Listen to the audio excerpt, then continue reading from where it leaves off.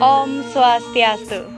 Hai pemirsa RRI Net dan juga sahabat budaya, RRI Denpasar kembali menyapa Anda pastinya dalam obrolan budaya kali ini bersama saya Ayu Mirah yang akan mengajak Anda untuk menuju ke suatu tempat di mana kita bisa mengetahui budaya Indonesia khususnya budaya Bali. Jadi kali ini Mirah sedang berada di Monumen Bajra Sandi atau monumen dengan bentuk bajra atau genta yang kita kenal sebagai alat yang digunakan oleh pendeta dalam agama Hindu. Jadi Monumen Bajra Sandi ini atau Monumen Perjuangan Rakyat Bali yang merupakan monumen perjuangan masyarakat Indonesia di mana menghadirkan sangat banyak daripada bukti-bukti perjuangan bangsa Indonesia melalui diorama dari zaman ke zaman, dari masa ke masa, di mana kita diharapkan untuk bisa membentuk semangat perjuangan kemerdekaan Republik Indonesia. Dan nanti Mirah akan mengobrol bersama dua narasumber kita. Jadi untuk Anda pemirsa RRI Net dan juga sahabat budaya, mari ikuti perjalanan saya.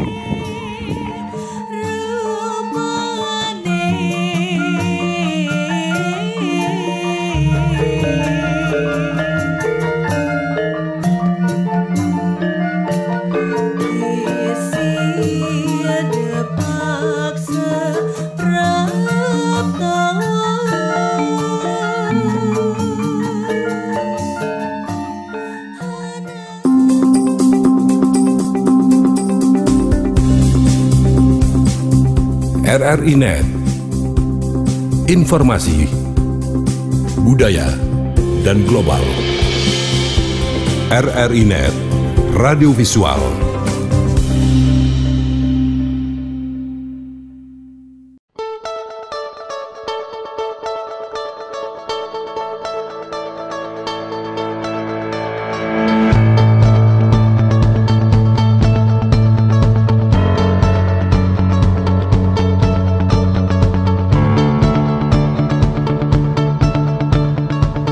Kita akan hidup dengan suasana baru. Kedepankan pola hidup bersih dan sehat. Terbiasa mencuci tangan dengan sabun dan air mengalir. Terbiasa menggunakan masker saat keluar rumah. Terbiasa menghindari kerumunan orang yang sangat banyak. Terbiasa lebih banyak tinggal di rumah untuk hal-hal yang tidak perlu dilakukan di luar rumah. Dan terbiasa menjaga diri, keluarga, serta lingkungan agar tetap sehat.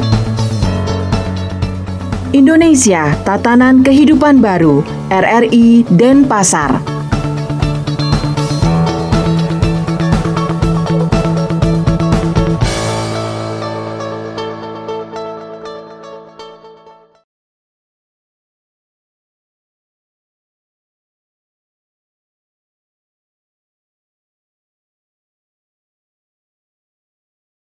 Sahabat budaya dan pemirsa RRI Net, kali ini Ayu Mirah sudah berada di dalam gedung Monumen Perjuangan Rakyat Bali, di mana pada hari ini Mirah sudah bersama narasumber yang pastinya akan menyampaikan nih terkait dengan Monumen Perjuangan Rakyat Bali ini atau yang biasa disebut dengan Bajra Sandi. Yaitu kali ini Mirah sudah bersama Bapak Dr. Andes I Gede Sri Dharma MSI yang merupakan PLT Monumen Perjuangan Rakyat Bali. Kita sapa terlebih dahulu Om Swastiastu. Om Swastiastu. Nggih punapi gatre nih Pak. Nah, becik-becik. Jadi Bapak Sri Dharma ini merupakan PLT Monumen Perjuangan Rakyat Bali nggih Pak nggih. Inggih. Oke, jadi pada kesempatan kali ini kita akan mengobrol bersama Bapak dan tentunya sahabat budaya dan pemirsa RRI Net ini ingin mengetahui lebih dalam Pak terkait dengan budaya Indonesia, budaya Bali khususnya kali ini Monumen Perjuangan Rakyat Bali.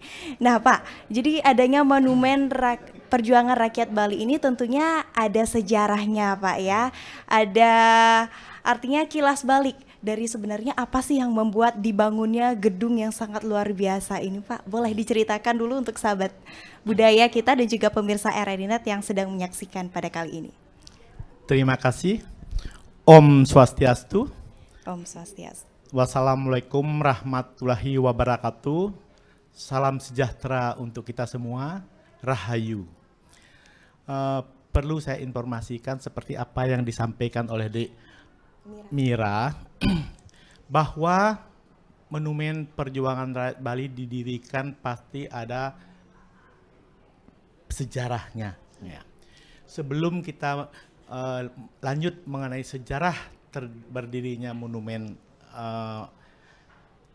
Masyarakat Bali ini, perlu saya informasikan juga bahwa pada zaman tersebut terjadi penjajahan hampir perlawanan terhadap Belanda di seluruh Indonesia. Iya, termasuk di Bali. Termasuk di Bali.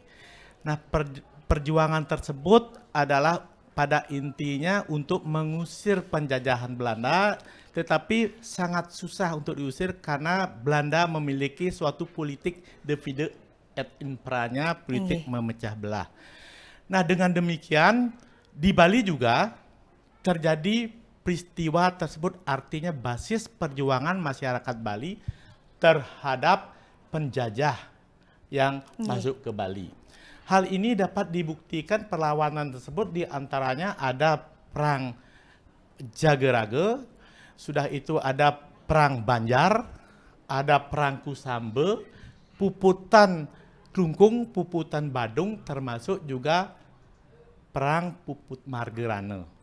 Nah, dengan demikian, maka untuk menghormati perjuangan, pergerakan para pendahulu kita untuk mengusir penjajah, pemerintah provinsi tingkat 1 Bali mendirikan monumen ini sebagai apresiasi pemerintah terhadap perjuangan pendahulu kita dalam pengusiran penjajahan tersebut.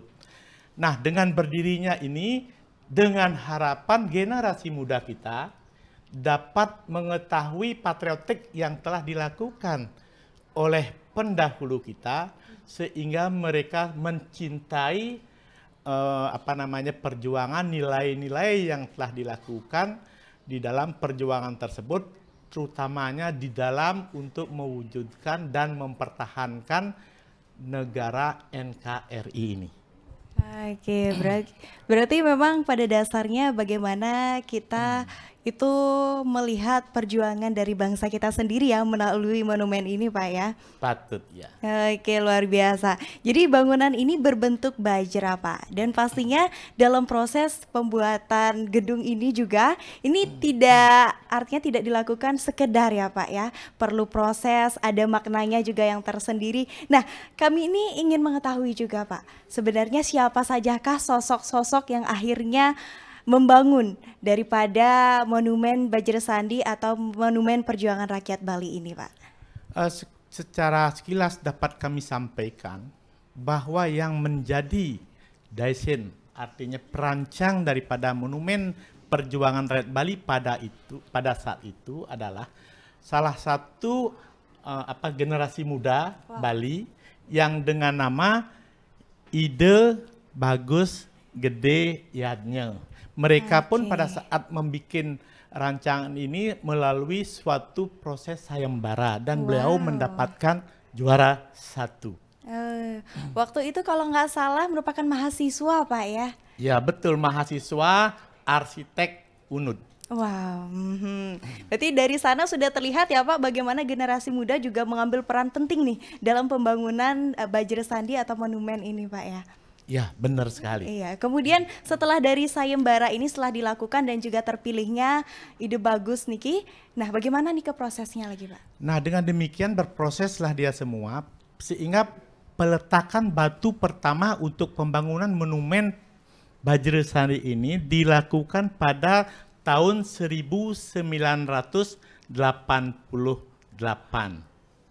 Sehingga berkembang dia terus dilakukan pembangunan dan bangunan fisik monumen Bajrasandi ini baru selesai 2001 dan dilanjutkan lagi dengan membangun diorama dan menata pembangunan kembali sehingga pembangunan secara utuh lengkap terjadi pada tahun 2003. Nah, dengan demikian setelah tahun 2003 itu Monumen Perjuangan Rakyat Bali ini diresmikan oleh Presiden kita pada saat itu, Ibu Megawati, pada tanggal 14 Juni 2003 yang bertepatan dengan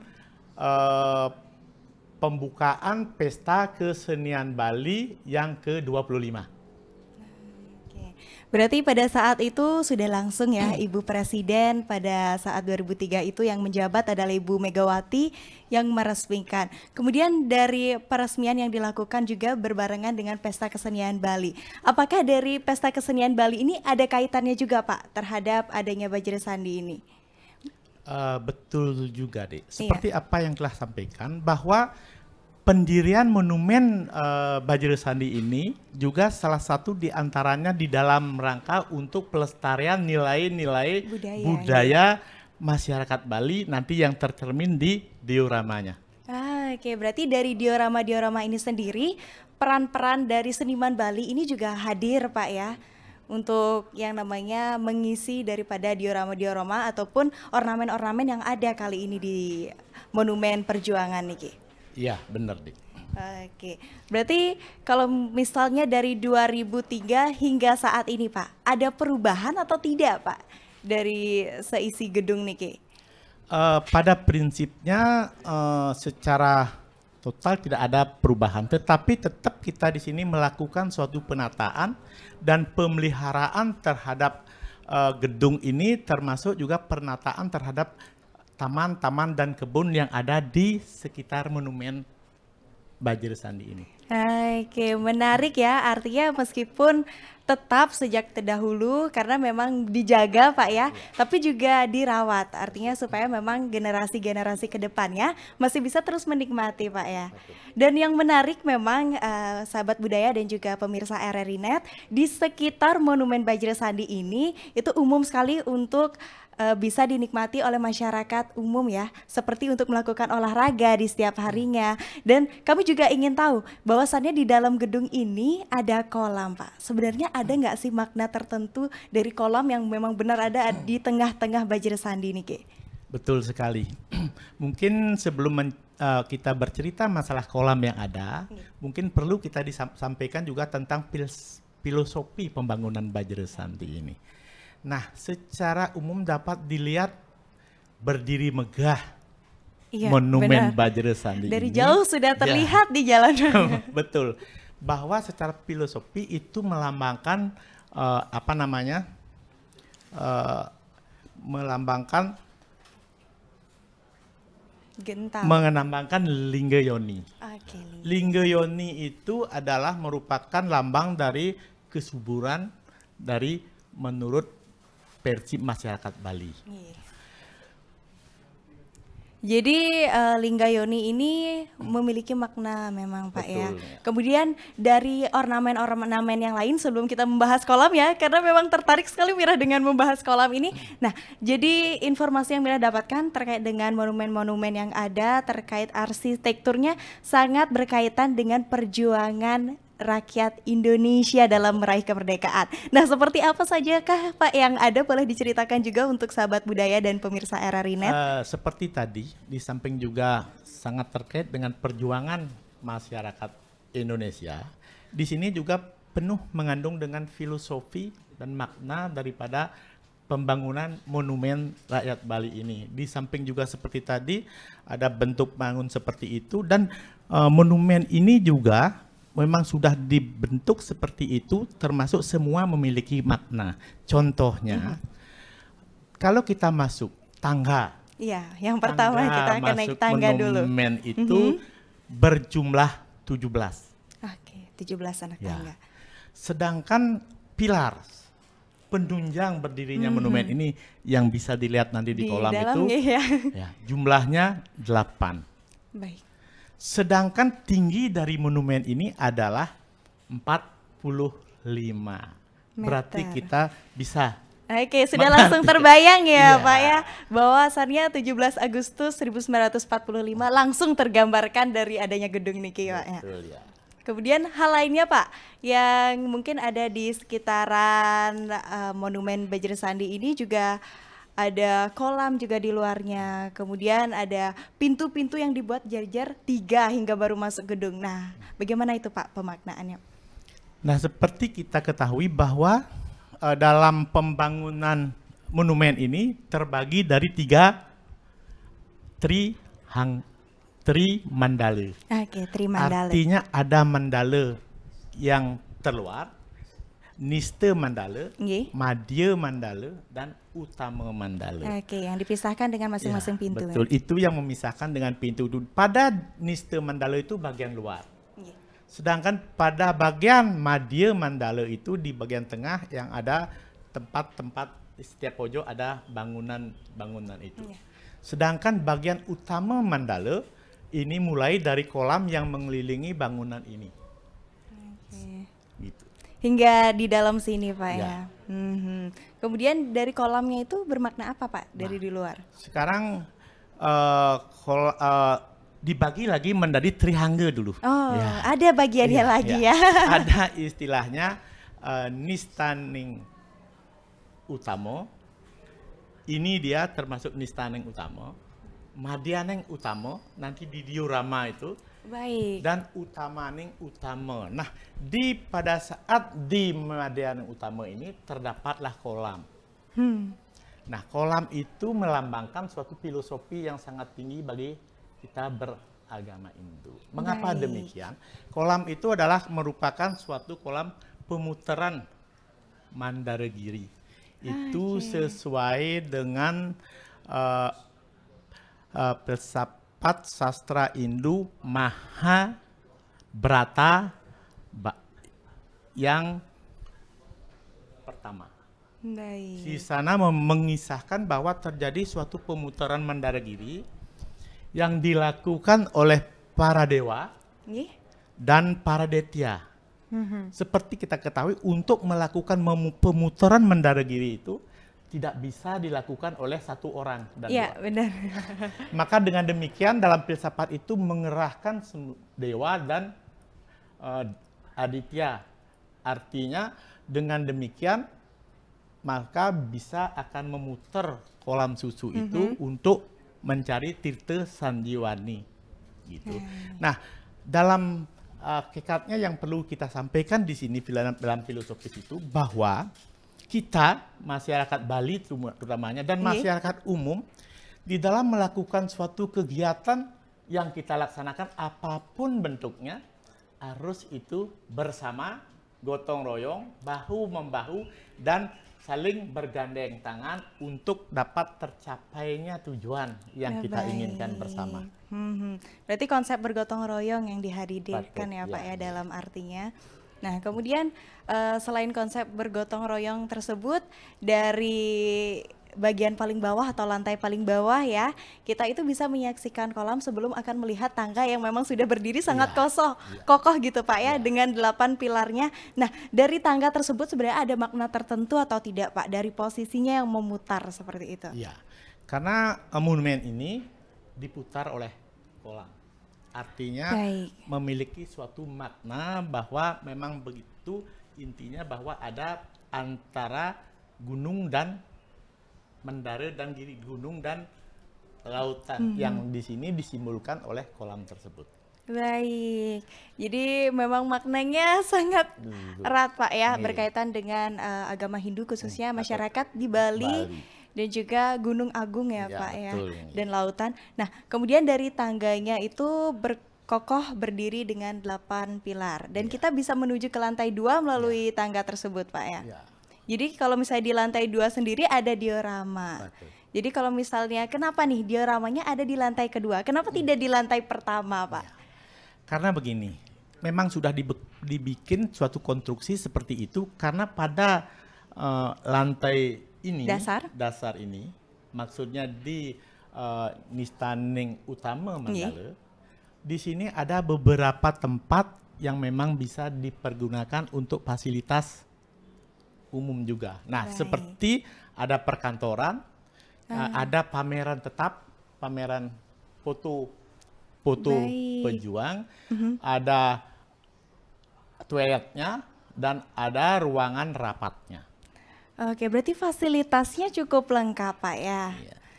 Oke, ini adalah fasilitas umum yang bisa langsung digunakan.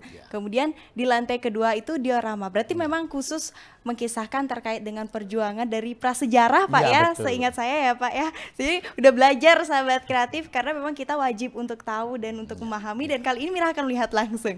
Jadi di posisi kedua itu bagaimana dari masa prasejarah hingga perebutan kemerdekaan Republik Indonesia, dan di posisi ketiga atau di lantai teratas itu adalah lantai pemantauan untuk peninjauan dari atas kondisi Denpasar. Wow, jadi di antara wisatawan yang datang mungkin yang mana nih paling favorit biasa Pak? Untuk wisatawan yang datang, terutama wisatawan domestik, dia akan tertarik. Yang datang itu bukan hanya melihat diorama saja, Pak. Dia ingin melihat semua konstruksi bangunan bentuk yang ada di sini.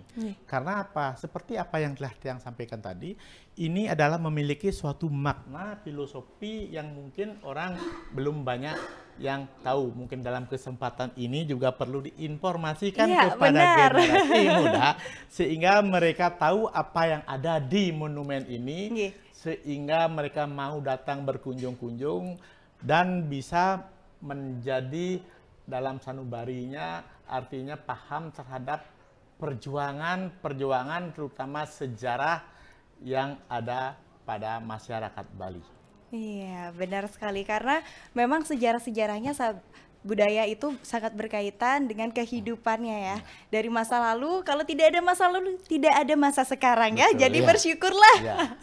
Dan kemudian selain dari yang sudah disampaikan tadi, lantai pertama, lantai kedua, kemudian lantai ketiga, mungkin hal-hal yang perlu juga diketahui oleh sahabat budaya. Mungkin Bapak hal-hal yang berkaitan dengan di luar daripada Monumen Bajir Sandi ini seperti lapangan dan lain sebagainya boleh juga disampaikan, dan sebenarnya kenapa sih Monumen Bajir Sandi ini dibuat di tengah-tengah dari lapangan yang begitu luas mengitarinya?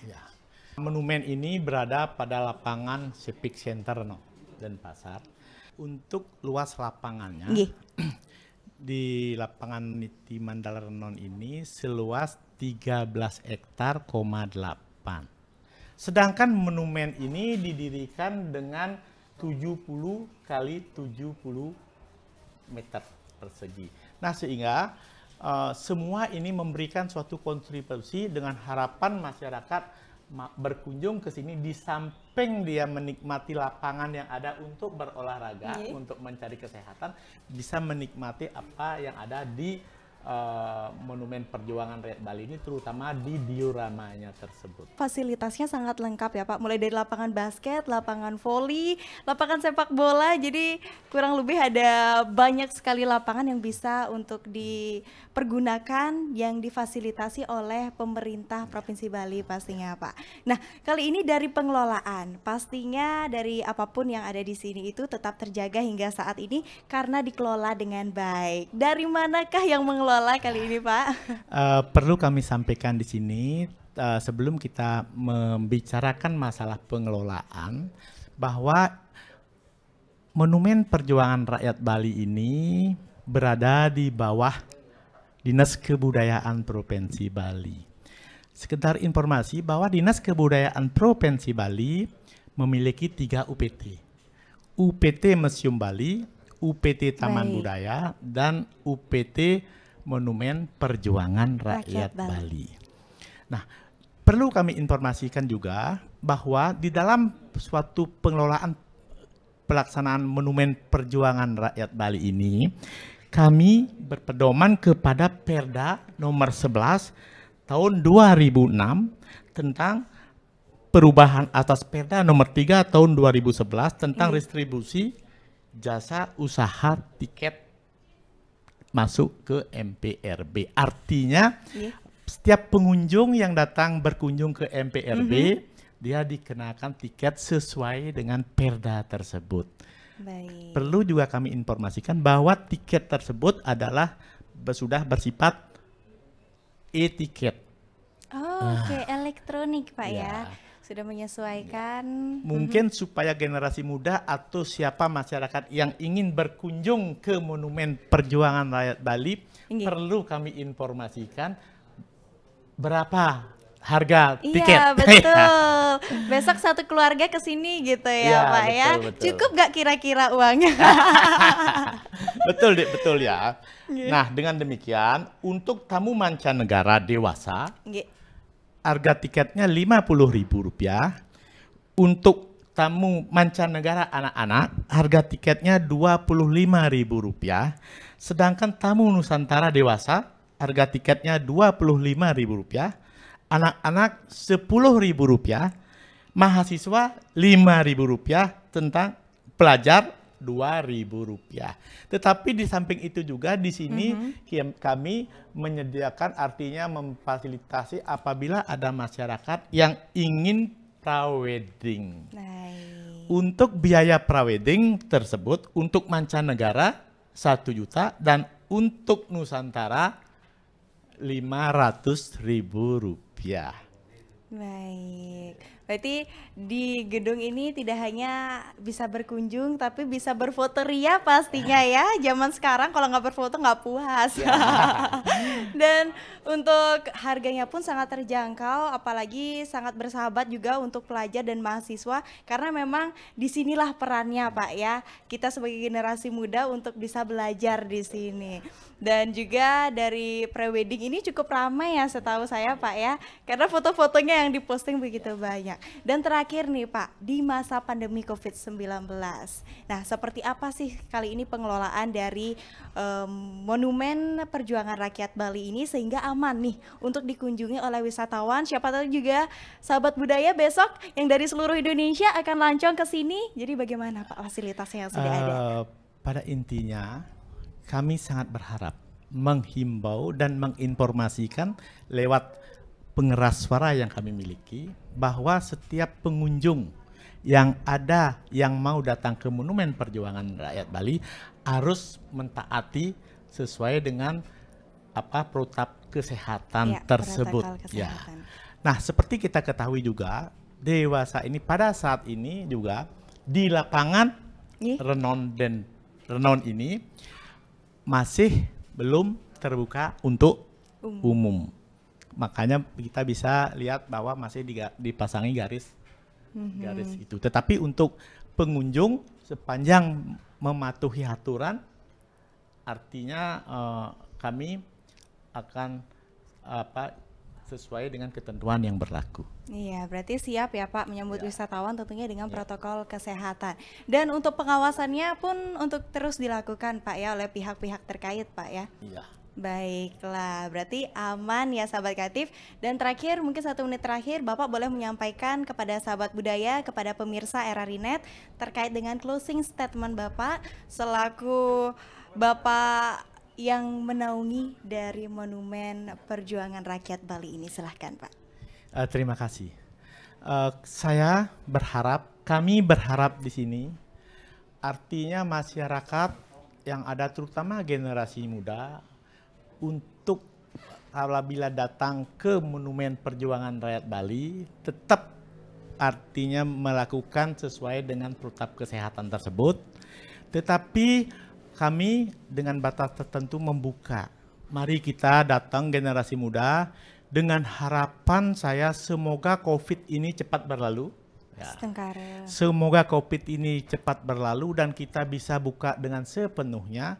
Dan kalau sudah terbuka sepenuhnya, kita mengharapkan semua masyarakat generasi muda untuk datang ke Monumen Perjuangan Rakyat Bali supaya dapat mengetahui apa yang ada di sini, terutama di dalam diorama yang 33 diorama itu yang tertera di sana proses perjuangan sejarah masyarakat Bali dari zaman prasejarah sampai zaman kemerdekaan. Dengan demikian sehingga otomatis akan tertanam nilai-nilai juang, nilai-nilai budaya kepada generasi muda khususnya dan pengunjung yang datang ke Monumen Perjuangan Rakyat Bali. Baik, sangat luar biasa. Terima kasih Pak Dr. Andes Gede Sri Dharma yang sudah kali ini berkesempatan untuk bisa memberikan informasi untuk sahabat budaya dan juga pemirsa RRI.net. Dan nanti Ayu Mirah akan kembali tentunya dengan narasumber kedua dan akan memberikan informasi lebih lanjut terkait dengan Monumen Perjuangan Rakyat Bali. RRI mempersembahkan RRI Playgo. RRI Playgo adalah aplikasi resmi Radio Republik Indonesia. Dengan satu sentuhan, Anda bisa mengakses Pro 3 Suara Identitas Keindonesiaan, Voice of Indonesia, Channel 5, RRI Radio untuk mengakses jaringan RRI Radio Pro 1, Pro 2, Pro 4, RRI.net, tonton apa yang Anda dengar. RRI Online, RRI 30 Detik, Beyond, RRI Max, Editorial. Semua layanan ini bisa Anda dapatkan hanya dengan satu aplikasi, RRI Playgo.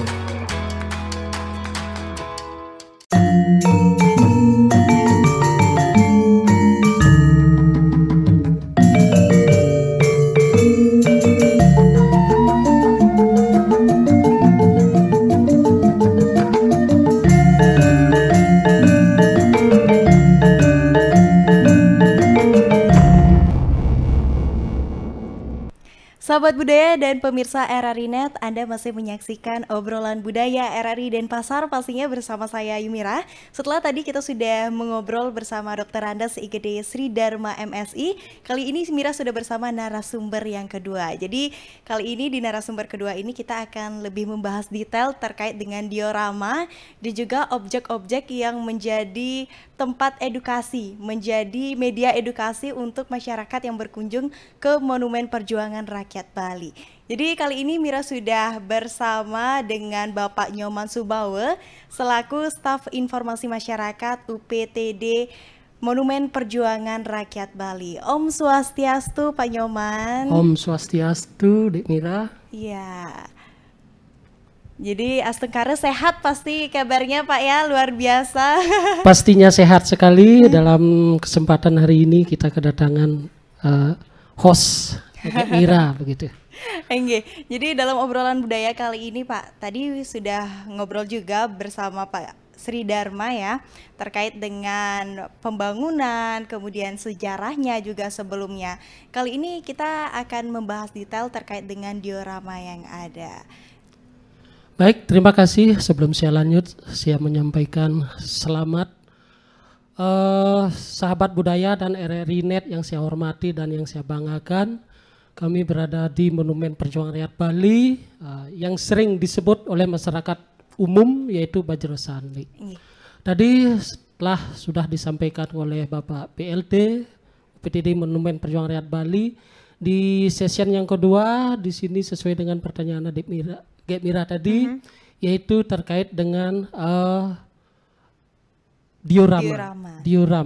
Diorama itu terdiri dari 33 diorama, Mira, yaitu 2 kali putaran. Putaran yang pertama dari nomor 1 sampai 20, itu putaran pertama, lalu kita lanjutkan putaran kedua, 21 sampai 33 diorama. Nah itulah di antara 33 diorama 2 kali putaran, bahwa sesungguhnya diorama ini dia bercerita 6 episode sesungguhnya. Oke, ada episodenya juga. Berarti masing-masing dari episode ini ada berapa diorama Pak penggambarannya? Itu yang pertama dia menceritakan, yang pertama adalah zaman prasejarah. Yang kedua adalah zaman sejarah. Yang ketiga adalah Bali kuno. Yang keempat adalah Bali Madya. Yang kelima adalah zaman penjajahan. Terus yang terakhir adalah mengisi kemerdekaan. Nah itulah dia bercerita 6 peradaban. Dia diorama ini bercerita melalui miniaturnya seperti itu. Iya, miniaturnya yang ada di sekeliling kita Pak ya. Betul, betul sekali. Kemudian dari Bapak bilang ada 6 episode dan juga 33 diorama. Tapi sebelum membahas masing-masing dari episode ini, nah kenapa 33 Pak yang dipilih? Kenapa tidak 50? Kenapa tidak 100? Kan bisa saja Pak ya. Baik, terima kasih adik Mira, ini pintar sekali loh memancingnya. 33 diorama, inilah pintarnya desain daripada bapak-bapak pendahulu kita yang membuat monumen perjuangan rakyat Bali ini. 33 diorama itu adalah nilai daripada pengidar-ngidar.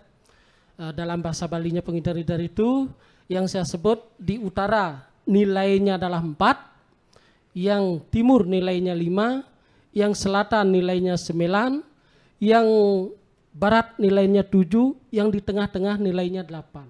Nah sehingga dengan demikian kalau kita jumlahkan itu adalah 33 diorama. Itulah filosofi daripada 33 diorama. Oke, berarti ini sangat berhubungan erat dengan kepercayaan kita sebagai agama Hindu Pak ya. Betul sekali. Betul. Karena budaya-budaya kita lahirnya dari sana Pak ya. Iya. Oke, kemudian hal lainnya nih dari episode pertama yang membahas tentang zaman prasejarah. Itu terdiri dari berapa diorama Pak? Itu adalah 1 diorama. Diorama yang pertama itu menggambarkan, diorama 1 menggambarkan di mana masyarakat Bali saat itu 3000 sebelum Masehi. Dia mengumpulkan makanan di tempat-tempat yang subur dan cukup makan dan juga cukup air. Dia untuk memenuhi kehidupannya ialah untuk memburu binatang dan memetik buah-buahan yang ada di tempat itu sendiri. Itulah zaman prasejarahnya. Oke, setelah zaman prasejarah kita beralih ke zaman kedua pastinya. Itu adalah zaman sejarah. Oke, sejarah. Masih sebelum Masehi juga Pak ya? Betul, masih. Kalau kita berbicara di zaman sejarah, sesuai buku panduan yang saya baca, zaman sejarah ialah dengan diketemukannya Prasasti Sukowarno di daerah Pejeng. Prasasti Sukowarno itu adalah berasal dari tanah liat, ya, dari tanah liat, di mana di dalamnya adalah berisi mantra-mantra Buddha dan terdapat perintah daripada prasasti itu adalah agar semua alim, ulama dan tokoh masyarakat agar supaya untuk mendirikan tempat-tempat suci. Itulah zaman sejarahnya. Oke, zaman sejarah di situ juga menjadi awal mula adanya agama atau kepercayaan ya yang hadir di Provinsi Bali. Betul. Oke, kemudian kita beralih lagi ke episode ketiga. Jadi ada zaman apa nih Kak? Yang ketiga adalah zaman Bali kuno. Zaman Bali kuno itu dengan Bali kedatangan Resi Markandia. Resi Markandia di mana beliau salah satu yogi dari kerajaan Majapahit. Beliau datang dari Gunung Dieng, ya, mengadakan perjalanan ke arah timur. Lalu beliau transit di Gunung Raung, Jawa Timur.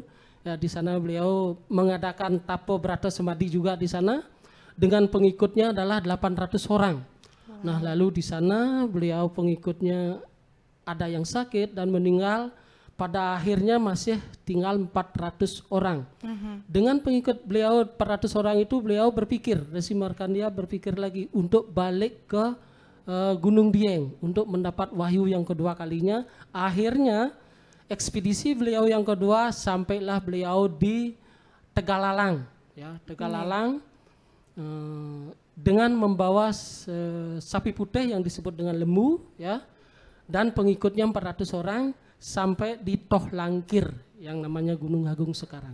Nah, di sanalah beliau memberikan kepada sisionya untuk penanaman pancodatu di tempat Belingih itu sendiri. Seperti itu. Oke, prosesnya hingga ke Gunung Agung Pak ya.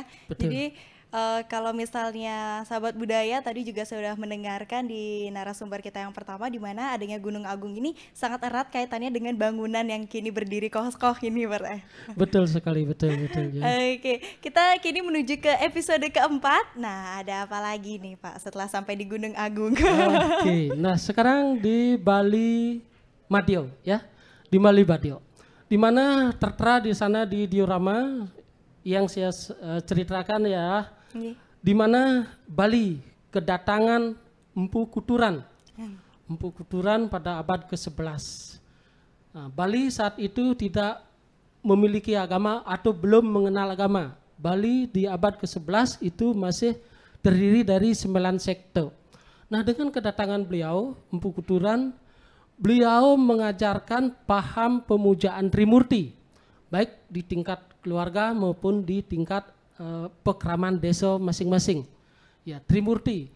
Trimurti itu adalah 3 kekuatan utama, yaitu Brahma, Wisnu dan Siwa, ya, seperti itu, di mana Brahma sebagai pencipta berstana beliau di Puro Desa, ya. Wisnu sebagai pemelihara beliau berstana di Puro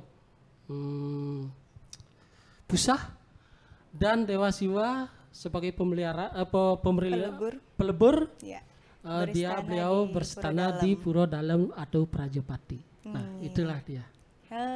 Udah sampai di episode keempat, di mana memang agama Hindu mulai semakin diperdalam lagi atas kehadiran Empu Kutura ya. Iya. Di episode kelima ada apa? Episode yang kelima ialah sudah barang tentu adalah Bali Madio, Bali transisi dari kuno ke Bali Madio atau Bali kekinian, di mana raja-raja Baliago, yaitu yang disebut dengan Raja Bedahulu, itu adalah raja yang terakhir di Bali. Ya. Nah, dengan kedatangan Sang Patih Gajah Mada dari Kerajaan Majapahit, membawa misi Sang Gajah Mada ke Bali, yaitu untuk mempersatukan Nusantara ke wilayah Kerajaan Majapahit, di mana pada tahun itu adalah pada tahun 1341. 1341 datang Patih Gajah Mada untuk menundukkan raja-raja yang ada di Bali untuk masuk ke wilayah Kerajaan Majapahit. Nah, di sini terjadi pertempuran yang sengit. Nah, Gajah Mada dilawan dengan patih-patih hanalan beliau dari pihak Kerajaan Bedahulu, yaitu Ki Pasung Grigis. Nah, di sana terjadi pertempuran, akhirnya pasukan dari Ki Pasung Grigis di bawah Kerajaan Bedahulu akhirnya kalah dan menyerah.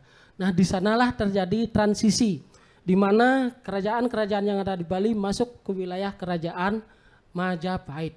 Nah, ini terjadi di masa transisi. Nah, kalau saya bandingkan, di zaman kerajaan ada istilah mempersatukan Nusantara, yaitu Patih Gajah Mada. Di zaman NKRI adalah Bapak Presiden kita, Pak Karno, untuk mempersatukan NKRI. Seperti itu. Benar sekali. Berarti kalau misalnya dibilang dari episode 1 sampai dengan episode 5, itu bagaimana prosesnya masyarakat Bali ya, dari prasejarah, kemudian ke sejarah, terus Bali kuno, Bali Madio, Bali kekinian, hingga zaman setelahnya. penjajahan. Oh, penjajahan. Masih baru yang kelima zaman penjajahan.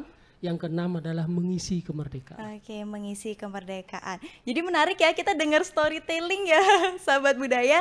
Dan juga tadi Mirah juga sudah sempat berkeliling dong pastinya. Jadi Mirah sudah melihat juga tidak hanya ada peperangan, tapi juga proses, kemudian ada zaman perundagian juga, ada subak. Nah, bagaimana sih Pak? Saya juga tertarik sekali untuk membahas terkait subak di sini, sehingga subak itu ada di antara diorama kali ini di sini. Oke, berarti sebelum ini Gek Mirah sudah sempat keliling. Iya dong ya, survei dulu kita. Bagaimana kesannya Gek Mirah untuk mengunjungi diorama ini? Oke, jadi kalau misalnya Gek Mirah sendiri mungkin juga akan membuat sahabat budaya terbayang ya bagaimana. Karena memang bahwasannya yang diorama dibuat secara urut ini akan membuat kita seperti diberikan flashback lagi ke masa terdahulu. Meskipun kita nggak ada di masa terdahulu ya, tapi kita sudah belajar dari sejarah, dan kali ini melalui diorama yang terlihat sangat nyata dan juga hidup, pastinya akan membuat kita lebih terbayang terkait dengan masa-masa tersebut. Oke, terima kasih sekali Gemira. Seusia adik yang masih muda belia ikut dan ingin berpartisipasi di dalam baik itu sejarah maupun di budaya kita, yaitu budaya Bali. Baik, sesuai dengan pertanyaan Gemira tadi, yaitu sistem irigasi subak. Subak. Ya. Oke. Di sini dapat saya sampaikan berdasarkan buku panduan yang ada ya. Subak merupakan salah satu warisan budaya Bali yang sudah diakui oleh dunia ya. Betapa indahnya, betapa asrinya subak itu sendiri ya. Kalau kita langsung terjun ke sawah dan lain sebagainya untuk menangkap belalang dan lain sebagainya. Indah sekali di zaman-zaman saya kecil dulu. Ya, subak merupakan salah satu sistem irigasi pembagian air ya. Pembagian air di mana pembagian air itu mendapat giliran masing-masing, baik yang berbentuk tempek A dan tempek B, itu saya katakan itu sama rata mendapat pembagian air. Nah, di samping juga pembagian air juga masyarakat kelompok subak itu adalah merupakan memiliki hak dan tanggung jawab seperti itu juga. Ya, itu di samping juga merupakan warisan budaya. Subak adalah merupakan agar supaya alih fungsi daripada tanah itu tidak cepat beralih fungsi. Itulah canggihnya para pendahulu kita untuk secara tidak langsung tanah itu beralih fungsi. Ya, dengan adanya sistem subak itu sendiri. Oke, sehingga terjaga ya sampai kini Pak ya, kita masih bisa nikmati hasilnya. Betul sekali. Sampai sekarang kita masih menikmati yang namanya sistem subak. Oke, berarti betapa luar biasanya dari diorama ini sudah digambarkan secara sangat nyata ya, karena memang dioramanya tidak dibuat main-main Mirah rasa, jadi sudah sangat bisa dimaknai bahwasannya sepertinya kita yang ada di sana seperti itu Pak ya, dan kalau tidak ada masa dulu, tidak ada masa kini. Jadi bersyukurlah kita pada masa kini. Betul ya, betul Dan sekali. selain diorama Pak, saya sempat juga mengintip ada keris di sebelah sana dan ada 3 keris. Jadi sebenarnya apa sih sebenarnya ada makna ketiga keris tersebut? Karena hanya ada itu saja ya Pak yang di sini ya Pak ya. Berarti ada makna khusus mungkin. Baik, masalah keris. Indonesia pada umumnya khususnya adalah masyarakat Bali, Pulau Bali, keris merupakan budaya Indonesia juga. Keris, bambu runcing, tomak dan lain sebagainya. Itu adalah merupakan cikal bakal daripada perbentukan NKRI ini. Melalui keris itulah, melalui bambu runcing itulah kita mencapai yang namanya 17 Agustus 1945. Itu keris itu yang di sini, yang terpapang di sini adalah merupakan duplikat, bukan asli. Itu menggambarkan bahwa keris bisa mendapatkan sesuatu apa yang kita dapatkan. Keris bisa kita jadikan tomak sejarah. Keris kita bisa jadikan untuk menghalau penjajah itu sendiri. Nah, itulah keris yang terpajang, yang terdapat di sebelah utara itu. Oke, berarti keris ini sebagai makna di mana segala sesuatunya yang terjadi, perjuangan yang terjadi itu, keris itu tidak terlepas ya dari yang namanya kebudayaan peperangan yang dilakukan di Provinsi Bali, terutama masyarakat Bali pada khususnya. Betul, Mirah, ya. Oke, kemudian selain itu ada juga nih penghargaan di belakangnya Mirah. Nah, itu penghargaan apa mantap? Itu sesungguhnya penghargaan itu mereka yang datang berkunjung ke Monumen Perjuangan Rakyat Bali, itu khususnya adik-adik dari luar Bali.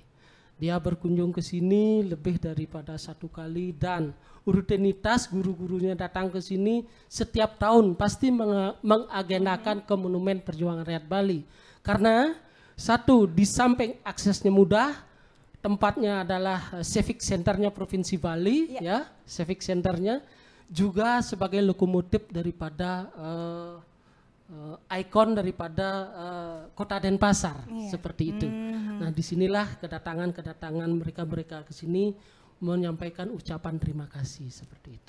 Oke, berarti penghargaan ini bisa diketahui ya bagaimana sebenarnya wujud apresiasi Pak ya terhadap adanya Monumen Perjuangan Rakyat Bali ini, dan hal itulah yang membuat kita kali ini ngobrolnya di sini dong sahabat budaya ya.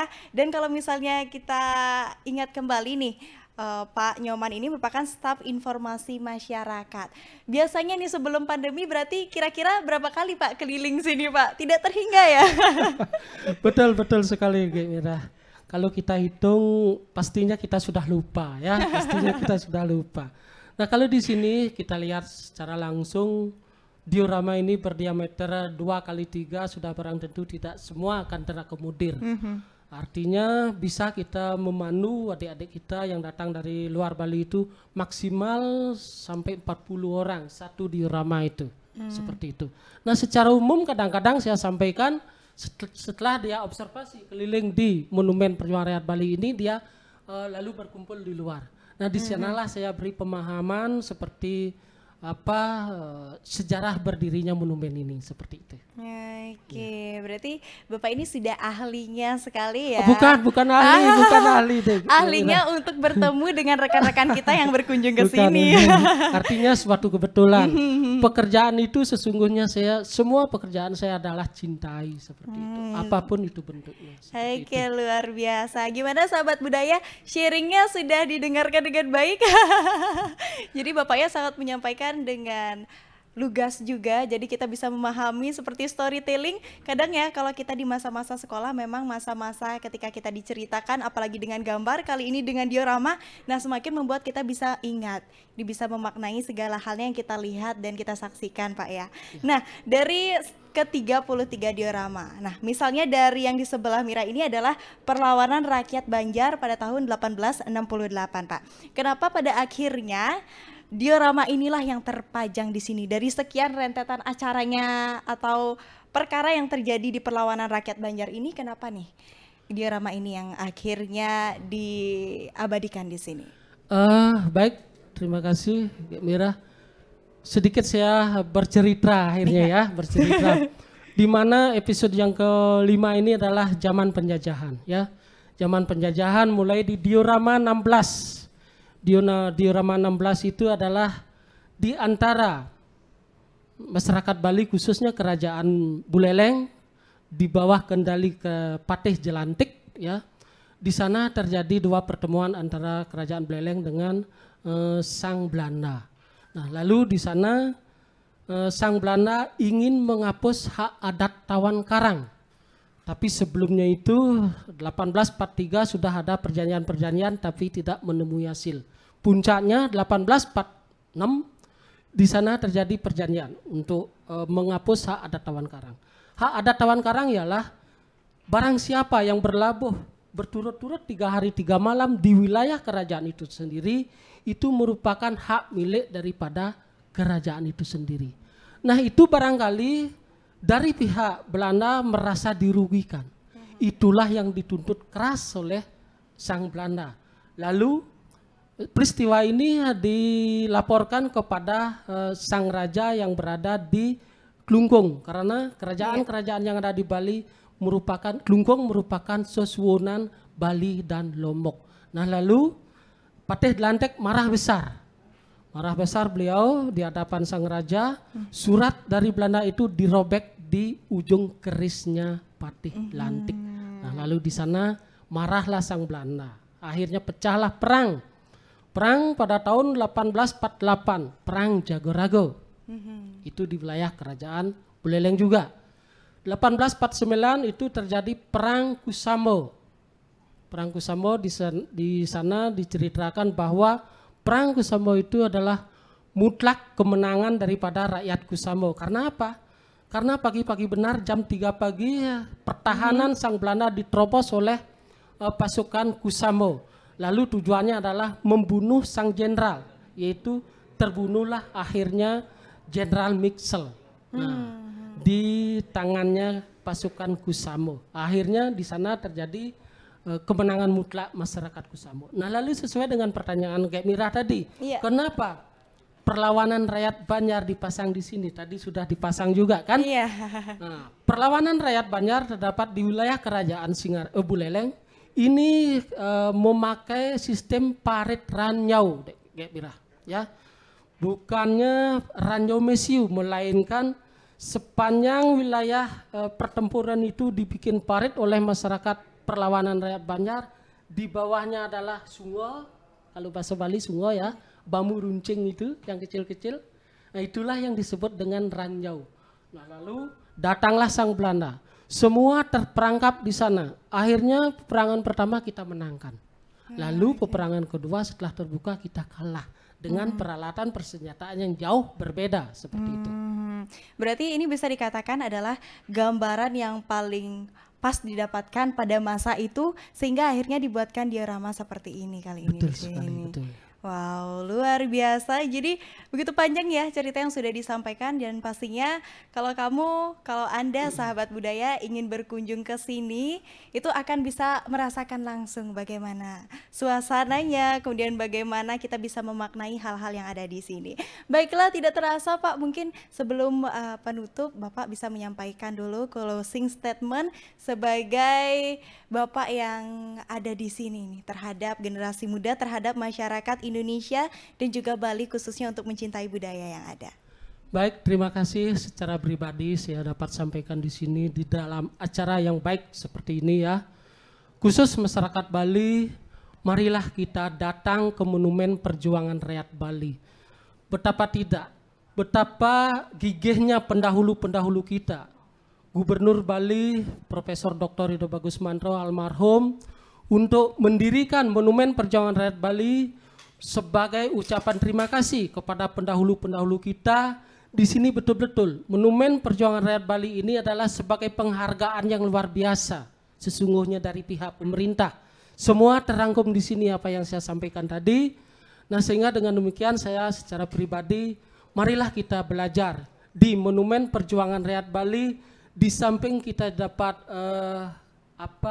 refreshing, kita akan mengenal yang namanya sejarah dan lain sebagainya, seperti itu. Mendapatkan edukasi. Ya, sebagai edukasi ya. Nah, itu harapan saya. Mudah-mudahan masyarakat Bali pada khususnya sempatkanlah waktu untuk mengajak anak-anak kita untuk belajar di Monumen Perjuangan Rakyat Bali seperti itu. Oke, terima kasih banyak kepada Bapak Nyoman Subawa kali ini sudah memberikan informasinya untuk sahabat budaya dan juga pemirsa RRI Net, tentunya yang menyaksikan tayangan kita pada RRI Net. Baik, terima kasih Pak. Dan untuk Anda sahabat budaya dan juga pemirsa RRI Net, tentunya kita masih akan menuju ke episode selanjutnya dari obrolan budaya. Dan pada akhir kata ini, kita sebagai generasi muda, sebagai masyarakat Indonesia, masyarakat Bali harus bisa melestarikan budaya kita. Seperti apa yang disampaikan Bapak Insinyur Soekarno, bangsa yang besar adalah bangsa yang menghargai budayanya. Demikianlah obrolan budaya kali ini dan sampai jumpa di obrolan budaya selanjutnya. Kami tutup dengan para mesanti. Om Santi Santi Santi Om.